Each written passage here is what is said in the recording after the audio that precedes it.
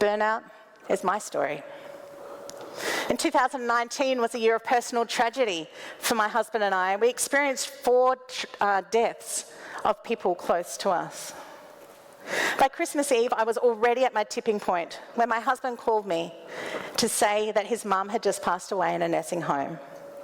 I was caring for someone else's family member who was also dying, and I couldn't leave. As health professionals, we like to think that we have thick skin, that we can continue to care for people no matter what. But there are still the stories that change us.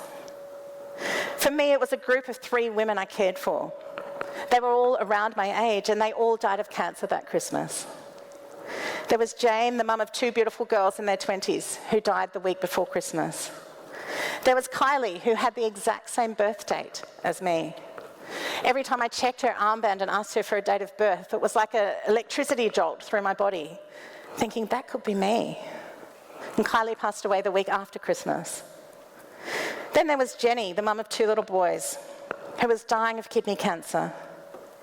And at the end of January, I'd been off for several days and was surprised to find that she was still with us when I came back to work.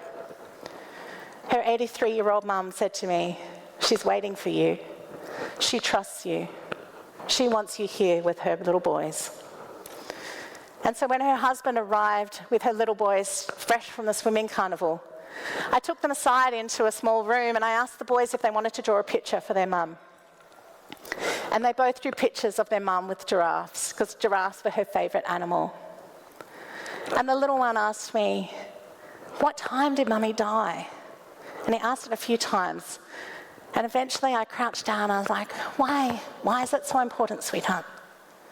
And he said, "Because I wanted to know if Mummy was already an angel and she watched me win my race at the swimming carnival."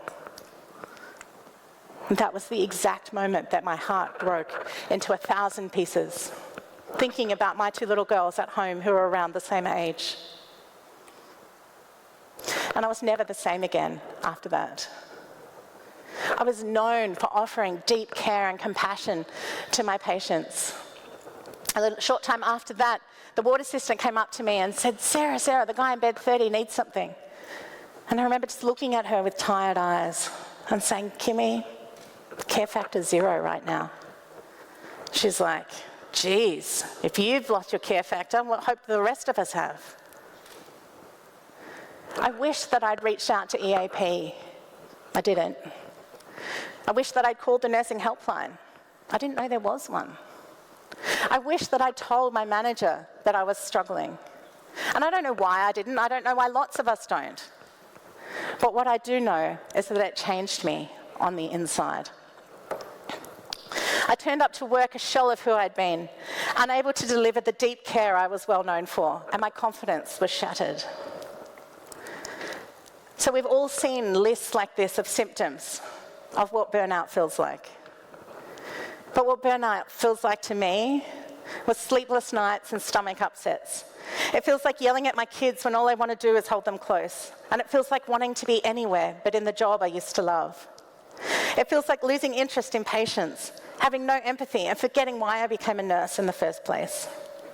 It feels like constant fatigue, inability to make decisions, memory problems, and getting teary easily. Burnout is more than a statistic. It's the stories of real people.